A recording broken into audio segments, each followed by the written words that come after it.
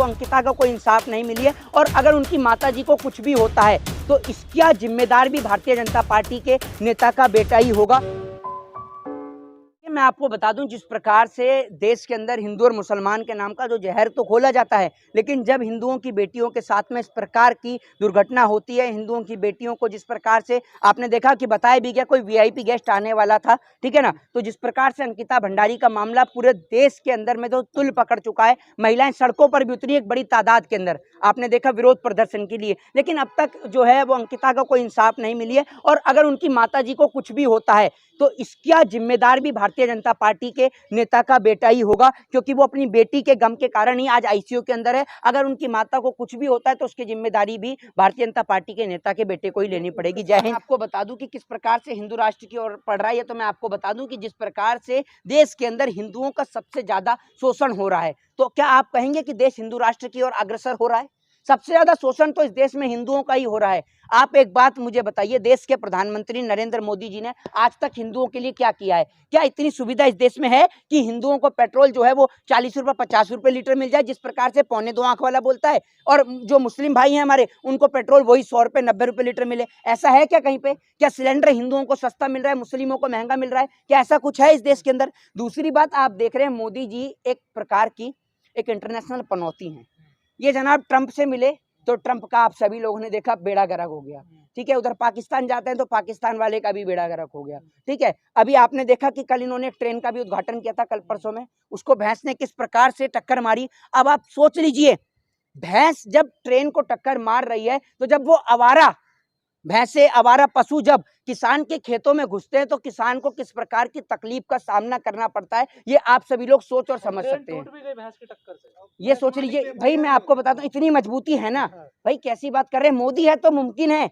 अब भाई आप ये बात बताइए ना मुझे, अब ट्रेन इतनी मजबूत है, ये देख लीजिए कि भैंस की टक्कर से टूट गई। अब आप ये सोच लीजिए। मेक इन इंडिया पे आपको भरोसा नहीं है क्या? हाँ जी, मेक इन इंडिया पर, मेक इन इंडिया पे तो मुझे पूरा भरोसा है। मेक इन इंडिया का अर्थ यह है कि भारत देश के अंदर रहने वाले नौजवान भारत देश के अंदर ही जो चीज है, प्रोडक्ट है, उनका निर्माण करते हैं। मेक इन इंडिया पे तो मुझे पूरा भरोसा है, लेकिन मेक इन इंडिया की आड़ में जो दलाल घुस गए हैं, यानी जो नेता घुस गए हैं, जो कि मजबूत लोहे की जगह पे टीन वाले लोहे का इस्तेमाल करते हैं, जहां अच्छी प्लास्टिक का इस्तेमाल होना चाहिए वहां पैसा बचाने के चक्कर में लोकल प्लास्टिक का इस्तेमाल करते हैं। कुछ पैसा बचाने के चक्कर में, अपनी दलाली की आड़ में, अपनी जेब भरने के चक्कर में देश की जिंदगी के साथ, लोगों की जिंदगी के साथ खिलवाड़ करते हैं। देखिए, सबसे पहली बात तो यह है कि प्रधानमंत्री मोदी जी, आपको दिखता है कि वो हिंदी बोलते हैं क्या?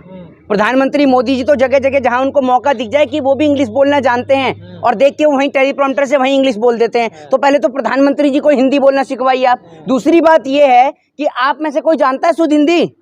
आप में से कोई जानता है क्या? मातृभाषा पे जोर। मैं आपसे क्या कह रहा हूँ, आपसे आप एक बात मुझे बताइए, पहले तो इन्होंने धर्म के नाम पर दंगे कराए, ठीक है ना, फिर उसके बाद में अब ये जातियों के नाम पर दंगे कराए, फिर अब ये उस भाषा के नाम पर दंगे कराना चाहते हैं। भारत जाना किस लिए जाता है? भारत अनेकता में एकता के लिए जाना जाता है, जहां पर जगह जगह पर पानी भी बदलता है, जगह जगह पर कपड़े बदलते हैं, जगह जगह पर भाषा बदलती है, इसीलिए तो इसको हिंदुस्तान भारत कहा गया है। भारत किस लिए जाना जाता है? अनेकता की एकता के लिए, कि अगर आप थोड़ी दूर पर जाएंगे तो पंजाबी बोली जाएगी, उधर थोड़ी दूर जाएंगे तो उर्दू बोली जाएगी, फिर केरला जाएंगे तो आप कन्नड़ी बोली जाएगी, मद्रासी बोली जाएगी, हर जगह पर अलग अलग भाषा का प्रयोग किया जाता है। कहीं भोजपुरी है तो कहीं किसी प्रकार की भाषा है। युवाओं का फ्यूचर है हिंदी भाषा को लेकर, अगर आप विदेश जाना चाहो या जैसे आप वकालत की पढ़ाई कर रहे हैं, तो क्या उसमें हिंदी का स्कोप है? देखिए, सबसे पहली बात तो मैं आपको एक बात बता दूं, आपने कही विदेश की बात, आज मैं देश के प्रधानमंत्री जी की पोल खोलना चाहता हूं कि प्रधानमंत्री मोदी जी जिस प्रकार से देश विदेश घूम घूम कर कहते हैं मेरी विदेश नीति मजबूत है, मेरी विदेश नीति मजबूत है, देश के अंदर अंधभक्त, जो कि अंधभक्त हैं, वो खूब गला चिल्ला चिल्ला कर चिल्लाते हैं कि अगर उनसे एक बार आप सवाल करेंगे ना कि मोदी जी विदेश क्यों जा रहे हैं, तो वो कहते हैं कि वो देश को मजबूत करने के लिए जा रहे हैं। तो मैं आपको बता दूं कि किस प्रकार से विदेश के अंदर भारत देश के जो नौजवान छात्र हैं उनका किस प्रकार से शोषण हो रहा है, ये आपको नहीं पता होगा। एक व्यक्ति हैं हरीश, जो कि इंडिया आ गए हैं अभी, मैं आपको बता दूं, उन्होंने जब एनडीटीवी ने बातचीत करी तो उन्होंने साफ तौर पर बोला कि मेरी मदद ना तो विदेश मंत्रालय ने की है, ना किसी कोई सरकार ने की है, और ना ही सरकार की किसी नीतियों ने करी है। दूसरी बात ये कि थाईलैंड और चाइना और जो तमाम जो विदेश हैं, वहां पर मैं आपको बता दूं जिस प्रकार से भारत देश के जो छात्र हैं उनका शोषण हो रहा है, ये आपको नहीं पता होगा। दूसरी बात ये कि एक खबर आपने आज से कुछ दिन पहले देखी होगी कि प्रधानमंत्री नरेंद्र मोदी जी एम्बुलेंस को रास्ता देते हुए नजर आए, पहली बात, सबसे बड़ा सवाल ये खड़ा होता है कि प्रधानमंत्री जी के काफिले के बीच में एम्बुलेंस कैसे आ गई? एम्बुलेंस घुसी तो घुसी कैसे? भाई आप सभी लोगों ने प्रोटोकॉल देखा होगा कि अगर प्रधानमंत्री जी निकलने वाले होते हैं या गृह मंत्री निकलने वाले होते हैं तो 15-20 मिनट पहले ही रोड को बंद कर दिया जाता है, ब्लॉक कर दिया जाता है। तो सबसे बड़ा सवाल ये कि प्रधानमंत्री जी के काफिले के बीच में एम्बुलेंस कैसे आई? दूसरी बात ये कि अगर एम्बुलेंस आई तो गोदी मीडिया ने एम्बुलेंस के अंदर जो मरीज था उसके परिजनों का इंटरव्यू क्यों नहीं लिया? वो तो हर एक चीज पे मोदी जी की वाहवाही दिखाती है। तीसरा सबसे बड़ा प्रश्न कि जो मरीज उस एम्बुलेंस के अंदर था उसके परिवार ने मोदी जी को धन्यवाद क्यों नहीं दिया? ये सबसे बड़ी बात है। और चौथी सबसे बड़ी बात मैं आपको बताना चाहता हूं कि अभी कल आपने सुना होगा कि एम्बुलेंस के अंदर जो है वो जाली नोट पकड़ा गया है, खूब सारा पैसा पकड़ा गया है। तो क्या एम्बुलेंसों को रास्ता किस लिए दिया जा रहा है? क्या इसको यहां से जोड़ा जाए? ये सवाल बड़ा अहम खड़ा होता है कि एम्बुलेंस पहली बात प्रधानमंत्री जी के काफिले में कैसे आती है। दूसरी बात ये कि एम्बुलेंस के अंदर जिस प्रकार से जाली नोट पकड़े जाते हैं ये सबसे बड़ा सवाल खड़ा करता है। दूसरी बात ये है कि 2020 में गृह राज्य मंत्री ने लोकसभा के अंदर भी बयान ये दिया था कि लाखों करोड़ों रुपया जो है वो जाली नोट पकड़ा जा रहा है।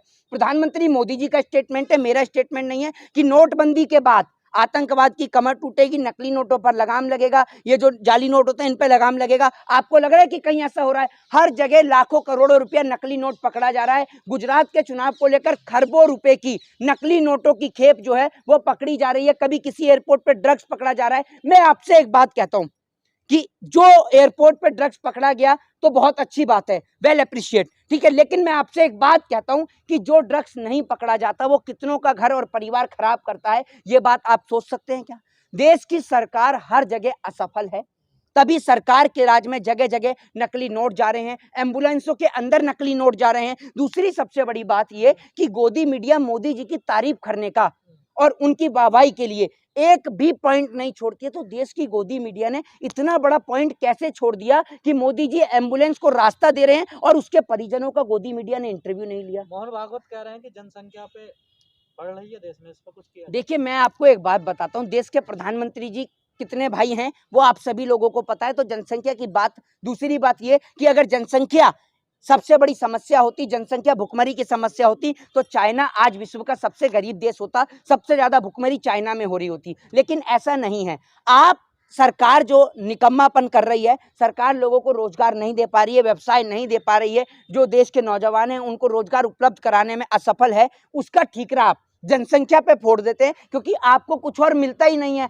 आपका काम तो सिर्फ जात, प्रांत, भाषा, रिलीजियन, हिंदू और मुस्लिम के आधार पर इस देश को बांटने का और तोड़ने का है। आपका मकसद सिर्फ यही है कि आप किसी भी प्रकार से अपना चुनाव जीतें, चाहे वो हिंदू मुस्लिम के नाम का दंगा हो, चाहे भाषा क्षेत्रियों का नाम का दंगा हो। जिस प्रकार से आज आप देख रहे हैं कि कश्मीर से कन्याकुमारी तक भारत देश में जगह जगह विभिन्न जगहों पर अलग अलग भाषाओं का प्रयोग किया जाता है। दूसरी बात यह कि हिंदी जो है वो इस देश की राजभाषा है ही है।